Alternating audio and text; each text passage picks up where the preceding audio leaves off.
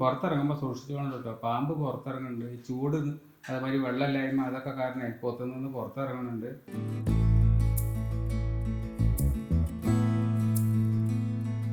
അപ്പോൾ ഇപ്പോൾ ഉള്ള ഡിസൈനേഴ്സിൻ്റെ ഒക്കെ ആ ഒരു അവസ്ഥ ഞാൻ ആലോചിച്ച് നോക്കണം. അവരുടെ വാല്യൂ താഴത്തേക്ക് പോവാണ്. ഡിസൈനേഴ്സ് എന്നുള്ളതല്ല, ഒരുപാട് മേഖലയിലേക്ക് AI കടന്നു കയറി പോയിട്ടുണ്ട്. എക്കാലം ഉണ്ടാകുമെന്ന് പ്രതീക്ഷിക്കുന്ന പല പ്രൊഫഷനും മൺമറഞ്ഞു പോകാനുള്ള ചാൻസ് വളരെ കൂടുതലാണ്. Good morning guys, welcome to my new blog. ഇന്ന് അമ്മു ലാസ്റ്റ് ദിവസമാണ് സ്കൂളിലേക്ക് പോകുന്നത്. അമ്മുവിൻ്റെ സ്കൂളിലെ ലാസ്റ്റ് ഡേ. ഇന്ന് ബുക്കും പേപ്പറും അതിൻ്റെ എല്ലാ സംഗതി സാമഗ്രികളും കൊടുത്തിട്ട് സ്കൂളിൽ നിന്ന് വിഡ്രോ ചെയ്യുന്ന ദിവസം അല്ലേ? എന്തിനാണ് ഇയാൾ വിഡ്രോ ചെയ്യുന്നത്? എന്തുകൊണ്ട് നിർത്തുന്നു? വേറെ സ്കൂള് നോക്കുന്നുണ്ട്. സ്കൂളോ അല്ലെങ്കിൽ മോസ്റ്റ്ലി കോളേജാണ്. നെക്സ്റ്റ് ഒരു ഇതിൽ കോളേജിൽ മൂവ് ചെയ്യണമെന്നാണ്. അപ്പം അതിന് ഉള്ള പ്രിപ്പറേഷനിലാണ് ഇപ്പോൾ. നെറ്റോ സെറ്റോ എന്തെങ്കിലും ക്ലിയർ ചെയ്തിട്ട് നല്ല ഒരു ഇതിൽ പോകണമെന്നാണ്. പഠിക്കാൻ വേണ്ടിയിട്ടാണ്. അതിനുള്ള ബുക്ക് കാര്യങ്ങളൊക്കെ ഇവിടെ സംഗതികളൊക്കെ എത്തിയിട്ടുണ്ട്. അപ്പോൾ പഠിക്കുക, അടുത്ത വർഷമെങ്കിലും നെറ്റ് പാസ്സാവുക. അടുത്ത വർഷമല്ല, ഈ വർഷം ലാസ്റ്റ് ഉണ്ടല്ലേ എക്സാം, എന്തോ ഉണ്ട് തോന്നുന്നുണ്ട്. അപ്പോൾ അതിന് പാസ്സാവാൻ നോക്കുക, അതിനുശേഷം കോളേജിൽ കയറാൻ നോക്കുക. അതാണ് പരിപാടി. സാധാ സ്കൂളിൽ നിന്നിട്ട് വലിയൊരു ഗ്രോത്ത് ഒന്നുമില്ല. അപ്പോൾ ഇങ്ങനെ കുറച്ച് കോളേജിലേക്കൊക്കെ മാറുകയാണെങ്കിൽ കരിയറിലൊരു ഗ്രോത്ത് ഉണ്ടാവില്ലേടാ. മാത്രമല്ല അമ്മയും ഇപ്പോൾ കോളേജ് ലൈനിലാണ്. അപ്പോൾ നെറ്റോ സെറ്റോ ക്ലിയർ ചെയ്താൽ എവിടെയെങ്കിലും മൂവ് ആവാൻ പറ്റും തോന്നുന്നുണ്ട്. അറിയില്ല, നോക്കാം. അമ്മ ഒന്ന് ലാസ്റ്റ് ഇയർസാണ് പോകണം സ്കൂളിലേക്ക്. ഇന്നത്തെ കൂടി കഴിഞ്ഞാലില്ല. അടുത്ത വർഷം ഇങ്ങനെ കോളേജിൽ കയറാൻ വേണ്ടിയിട്ട് നെക്സ്റ്റ് എക്സാം എന്ന് പറയുന്നൊരു എക്സാം ഉണ്ട്, നെറ്റ് എക്സാം. അപ്പോൾ അതിന് വേണ്ടിയിട്ട് പഠിക്കാനുള്ള പരിപാടിയാണ്. അടുത്ത വർഷം പഠിച്ചിട്ട് എങ്ങനെയും കോളേജിൽ കയറണം. ഇനിയിപ്പോൾ അതാ ഉദ്ദേശം. ഇന്ന് ലാസ്റ്റ് ദിവസമാണ്. അമ്മുവിനെ നെബുലൈസർ വെക്കാൻ വേണ്ടിയിട്ട് വന്നിരിക്കുക.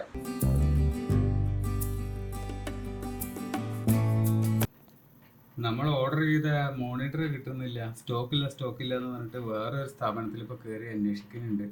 കിട്ടിയാൽ കിട്ടി, എൻക്വയറി ചെയ്ത് പോകുന്നുണ്ട്. സാധാരണ സ്റ്റോക്കും കാര്യങ്ങളും അവർ അന്വേഷിച്ചതിന് ശേഷം വിവരം തരാമെന്ന് പറഞ്ഞിട്ടുണ്ട്. 12 മണിയായപ്പോഴേക്ക് വീട്ടിൽ തിരിച്ചെത്തി. ഇന്ന് അമ്മുവിൻ്റെ ലാസ്റ്റ് ഡേ ആണല്ലോ സ്കൂളിൽ പോകുന്നതിൻ്റെ. അത് കഴിഞ്ഞതിന് ശേഷം പിന്നെ സ്കൂൾ തുറന്ന സമയത്ത് കുട്ടി മാത്രമായിരിക്കും പിന്നെ സ്കൂളിലേക്ക് പോകാണ്ടാവുക. അപ്പോൾ കുട്ടീനെ മാത്രം സ്കൂളിൽ കൊണ്ടുവരണം എന്നുള്ളതൊരു ചടങ്ങാണ്, ഒരു പണിയാണ്, മെനക്കെടാണ്. ഇപ്പം അമ്മയും കുട്ടി ഉള്ളതുകൊണ്ട് ആ ഒരു പോക്ക് നമുക്കൊരു കുഴപ്പമില്ലാതെയാണ് പോകും. കാരണം 2 പേർക്ക് വേണ്ടി പോവല്ലേ.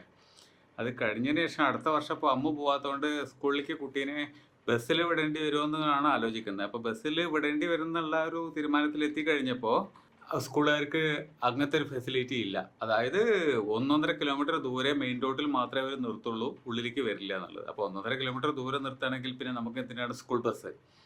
അപ്പോൾ ഇനിയിപ്പോൾ ആ സ്കൂൾ ബസ്സിനെ കുറച്ച് പൈസ കൂടുതൽ കൊടുത്തിട്ട് ഇങ്ങോട്ട് വരുത്തിക്കണോ അതോ ഇവിടെ തൊട്ടടുത്തുള്ള ഒരു സ്കൂളിലേക്ക് മാറണോ എന്നുള്ളതൊക്കെയാണ് ഇപ്പോഴത്തെ ഒരു കൺഫ്യൂഷൻ. 1:45. ഇനി ലഞ്ചിനുള്ള പരിപാടി നോക്കട്ടെ, ദോശ ഉണ്ടാക്കട്ടെ. അപ്പോൾ എന്താ പൊരി വെയിൽ നോക്കി. ഈ വെയിലത്ത് വേണം അമ്മുവിനെ കൂട്ടിക്കൊണ്ട് വരാൻ. ഇന്ന് ദോശ കഴിക്കുകയാണ്. ദോശയ്ക്ക് അമ്മ ഉണ്ടാക്കിയ ഒരു ഐറ്റമാണ്. ഇതിനെന്താ പുളിയോദര അങ്ങനെ എന്താണ് പറയാമെന്നാണ് തോന്നുന്നത്, എനിക്ക് കറക്റ്റ് അറിയില്ല. ഇതുണ്ട്, പിന്നെ വെണ്ടയ്ക്ക ഉപ്പേരി ഉണ്ട്, കൊണ്ടാട്ടമുളകുണ്ട്, തക്കാളി ചട്നി ഉണ്ട്. ഇന്ന് ഇതൊക്കെയാണ് സാധനങ്ങൾ. ഇതാണ് എനിക്ക് ഇതിൽ ഹൈലൈറ്റ്, ഇഷ്ടപ്പെട്ട സാധനം. നല്ല പുളിയാണ്. വരുന്ന വഴിക്ക് ഞാനൊരു കമ്പ്യൂട്ടർ കടയിൽ കയറി മോണിറ്ററിൻ്റെ ഡീറ്റെയിൽസൊക്കെ ചോദിച്ചറിഞ്ഞപ്പോൾ സാധനം സ്റ്റോക്കില്ല. എവിടെയും ഞാൻ അന്വേഷിച്ച് തിരഞ്ഞെടുക്കുന്ന ബെൻക്യുവിൻ്റെ ആ ഒരു മോണിറ്റർ സ്റ്റോക്കില്ല. ഇനി ഒരു ക്രോമ എന്ന് പറയുന്നൊരു ടാറ്റയുടെ ആണ് തോന്നുന്നുണ്ട്, അവരുടെ ഇതിലൊന്ന് കയറി നോക്കട്ടെ. ഇനിയിപ്പോൾ അവിടെ ഉണ്ടോ ഇല്ലയോ എന്നറിയില്ല. ഇനിയിപ്പോൾ ഉണ്ടെങ്കിലും ഇല്ലെങ്കിലും ഓർഡർ ചെയ്ത് വരുത്താനാണെങ്കിൽ പോലും അവർക്ക് കുറച്ച് ഉത്സാഹം ഉണ്ട് തോന്നുന്നുണ്ട്. ഇച്ചിരി വലിയ മോണിറ്റർ വേണമെന്ന് ആഗ്രഹിക്കുമ്പോൾ സാധനം കിട്ടാനില്ല.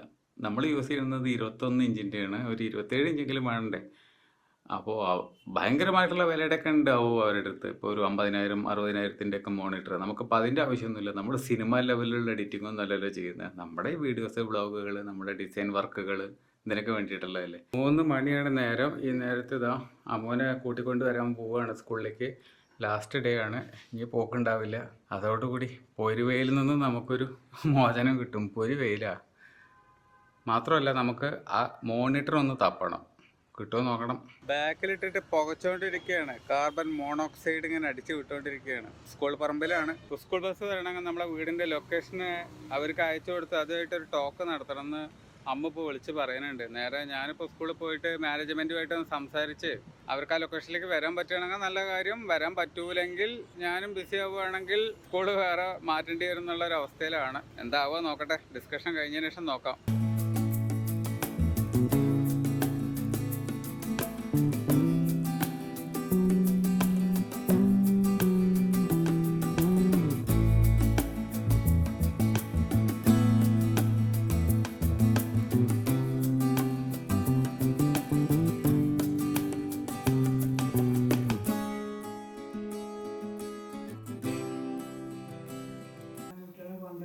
ആറേ മുക്കാലായപ്പോഴേക്കിതാ ഞങ്ങൾ വീട്ടിലെത്തി. പുറത്തിറങ്ങുമ്പോൾ സൂക്ഷിച്ചു വേണം കേട്ടോ, പാമ്പ് പുറത്തിറങ്ങുന്നുണ്ട്. ഈ ചൂട് അതേമാതിരി വെള്ളമില്ലായ്മ അതൊക്കെ കാരണമായി പുറത്തുനിന്ന് പുറത്തിറങ്ങുന്നുണ്ട്. കേരളത്തിൽ കുറേ പേർക്ക് കടി കിട്ടിയിട്ടുണ്ട്, കുട്ടികൾക്കടക്കം. അപ്പോൾ ശ്രദ്ധിക്കുന്നുണ്ട്. അമ്മ നടന്നു വരുന്നുണ്ട് അയൽവാസികളുടെ കൂടെ വർത്താനൊക്കെ പറഞ്ഞിട്ട്. ആ എവിടെ എന്ത് പറയണു അയാള്? വാക്കിംഗ് വരാത്ത ഒരാൾക്ക് പാവം സംസാരിക്കാൻ പോലും വയ്യ. എങ്ങനെ ഉണ്ടായിരുന്ന ആളത്? പോലീസുകാരനായിരുന്നു, എസ് ഐ ഉണ്ട്. ഭയങ്കര ഗെറ്റപ്പും നല്ല ഇതായിട്ടുണ്ടായിരുന്നല്ലേ. സ്ട്രോക്ക് അറിയുന്നല്ലേ. സ്ട്രോക്ക് വന്നതാ, അതോടുകൂടി തീർന്നു. ഞാൻ അവസ്ഥയൊന്നും ആർക്കും കൊടുക്കാതിരിക്കട്ടെ. പിടിച്ചാ വരുന്നത്, നടക്കാൻ പോലും വയ്യ.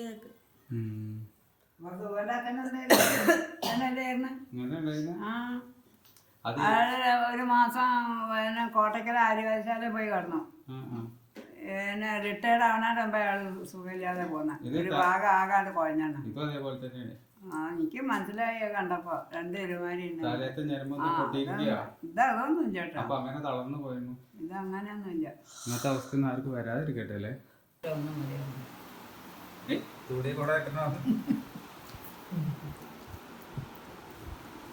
അല്ലേ ആ കാട് എഞ്ഞു വരാത്ത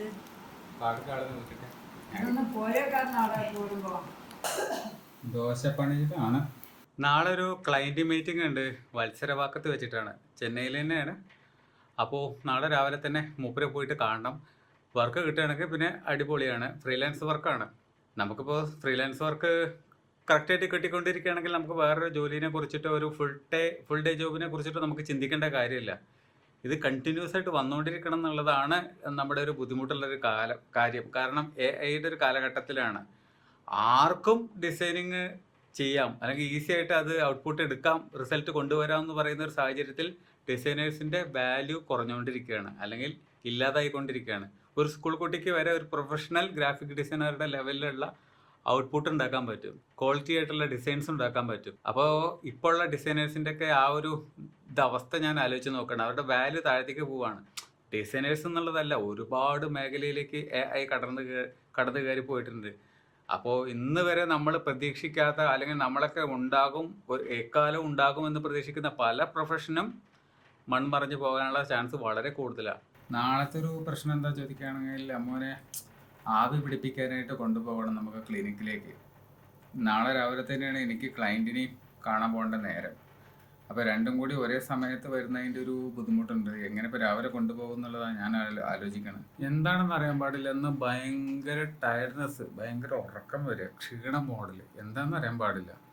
കുറേ വെയിലുകൊണ്ട് അറിഞ്ഞിട്ടാണോ എന്നറിയില്ല. എന്ന് മോണിറ്റർ തേടിയിട്ട് കുറച്ച് അലച്ചിലേ അറിഞ്ഞിട്ടുണ്ട്. ഇപ്പോൾ ഞാൻ അതല്ല ആലോചിക്കുന്നത്. വല്ലപ്പോഴും പുറത്ത് പോയിട്ട് ഇതുപോലെ 1-2 ഒരു പോക്ക് പോയി വരുന്ന ഞാൻ ഇങ്ങനെ കിടന്ന് ക്ഷീണിക്കുന്നുണ്ട്, ടയർഡാവുന്നുണ്ട്, ഉറക്കം വരുന്നുണ്ട് എന്ന് പറയുകയാണെങ്കിൽ, ഈ സിമെൻറ്റ് പണിയൊക്കെ എടുക്കുന്ന, വാർക്കപ്പണിയൊക്കെ എടുക്കുന്ന ആൾക്കാരുടെ അവസ്ഥ ഞാൻ ആലോചിച്ച് നോക്കുകയാണ്. അവർ മോർണിംഗ് തൊട്ട് ഈവനിങ് വരേക്കും ഈ വെയിലിൽ തന്നെയല്ലേ നിൽക്കുന്നുണ്ടാവുക.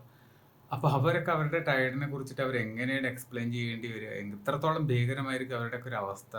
എനിക്കത് താങ്ങുന്നില്ല. വല്ലപ്പോഴും ഇടയ്ക്ക് ഇത് പുറത്ത് പോയി വരിക, അത്രേ ഉള്ളൂ. ദിവസം 2-3 വട്ടം മാത്രം ഞാൻ ഈ വെയിലത്ത് പുറത്ത് പോയി വരേണ്ട ഒരവസ്ഥ ഉള്ളൂ. എനിക്കേ താങ്ങുന്നില്ല. അപ്പോൾ ഊബർ, ഓലൊക്കെ ഓടിക്കുന്ന, അല്ലെങ്കിൽ ഈ പറയുന്ന സ്വിഗ്ഗി, സൊമാറ്റോയ്ക്കൊക്കെ ഓടുന്ന ആൾക്കാരുടെ ഒരു വെയിലത്ത് ഓട്ടോറിക്ഷ ഒക്കെ ഓടിക്കുന്ന ആൾക്കാരുടെ അവസ്ഥ എന്താണ്? എന്തായാലും നാളത്തെ ഈ പോക്കിൽ ഞാൻ ശരിക്കും നക്ഷത്രം എണ്ണും. കാരണം ഒരു 10-20 കിലോമീറ്ററിൻ്റെ അടുത്തും ഏകദേശം ആ റേഞ്ചിലുണ്ട്. അതും ഈ പൊരുവയിൽ തന്നെ അങ്ങോട്ട് പോയിട്ട് ഇങ്ങോട്ട് തിരിച്ചു വരണം. തിരിച്ചു വരുമ്പോൾ തന്നെ ഒന്ന് എവിടെയെങ്കിലും കിടന്നാൽ മതിയേ എന്ന് പറയുന്നൊരവസ്ഥയായിരിക്കും. പക്ഷേ എങ്ങനെയും ആ വർക്ക് കിട്ടിയാൽ മതിയായിരുന്നു. അത്യാവശ്യം നല്ലൊരു കമ്പനിയാണ്. സ്റ്റാർട്ടിങ് സ്റ്റേജിലാണ് അവർ. ആ ക്ലയൻറ്റിന് നമുക്ക് കിട്ടുകയാണെങ്കിൽ നല്ലതാണ്. പിന്നെ നമുക്ക് റെഗുലറായിട്ട് വർക്ക് കിട്ടിക്കൊണ്ടിരിക്കും. അതൊരു അഡ്വർടൈസ്മെൻറ്റ് കമ്പനി തന്നെയാണ്. ഒരു ഔട്ട്സോഴ്സ് ചെയ്യുന്ന പോലെ. അങ്ങനെ തന്നെയാണല്ലോ ഫ്രീലാൻസേഴ്സിന് വർക്ക് വരുന്നത്. ഒന്നില്ലെങ്കിൽ ഡയറക്റ്റ് ആയിട്ട്, അല്ലെങ്കിൽ കമ്പനീസ് തരുന്നത്. അമ്മുവിൻ്റെ ചുമ മാറാത്തതിൻ്റെ ഒരു ടെൻഷൻ അത് വേറെ ഉണ്ട്. അമ്മുവിന് വ്ളോഗിൽ വരാനൊന്നും വലിയ താല്പര്യമില്ല. ഇങ്ങനെ മൂക്കും വായൊക്കെ പാടെ അടഞ്ഞിരിക്കുകയല്ലേ ഈ കോൾഡ് കാരണം, കഫം കാരണം. അപ്പോൾ അതിനൊന്നും ഒരു ഉന്മേഷമില്ല. വ്ളോഗിൽ വരാനും സംസാരിക്കാനൊന്നും വലിയ താല്പര്യമില്ല. എന്നെ എടുക്കണ്ടെന്ന് പറഞ്ഞുകൊണ്ടിരിക്കുകയാണ്. എനിവേ 1-2 ദിവസം കൊണ്ട് അത് മാറുമെന്ന് പ്രതീക്ഷിക്കാം. കുറേ സഹിക്കണം ആ പാവം. എത്ര കാലം എന്ന് വെച്ചിട്ടാണ്. പാവക്കുട്ടി കൊണ്ടുവന്നതാണ് തോന്നുന്നുണ്ട് സ്കൂളിൽ നിന്ന് ചുമ. അവൾക്കും പരിപൂർണമായിട്ട് അത് മാറിയിട്ടില്ല. മരുന്ന് കഴിച്ചുകൊണ്ടിരിക്കുകയാണ്. അത് അമ്മുവിന് കൊടുത്തു. അമ്മു അത് എൻ്റെ അമ്മയ്ക്ക് കൊടുത്തു. അത് അവരുടെയൊക്കെ മാറി. ഇപ്പം അമ്മുവിനും കുട്ടിക്കും മാത്രമാണ് ഉള്ളത്. ഭാഗ്യം കൊണ്ട് എനിക്ക് വന്നില്ല. എനിക്കും കൂടി വന്നിരുന്നെങ്കിൽ ഫാമിലി ഫുള്ള് അസുഖക്കാരായി മാറിയേനെ. എനിവേ ഇന്നത്തെ ഈ കുട്ടി വ്ളോഗ് ഇത് അവിടെ എൻഡ് ചെയ്യാൻ പോവാണ്. എല്ലാവർക്കും ഇഷ്ടമായിട്ടുണ്ടാവും ഇന്നത്തെ വ്ളോഗ് എന്ന് വിചാരിക്കുന്നു. ഇഷ്ടമായിട്ടുണ്ടെങ്കിൽ ലൈക്ക് ചെയ്യുക, കമൻറ്റ് ചെയ്യുക, സബ്സ്ക്രൈബ് ചെയ്യുക. മറ്റൊരു വ്ളോഗിൽ നമുക്ക് വീണ്ടും കാണാം. ബായ്.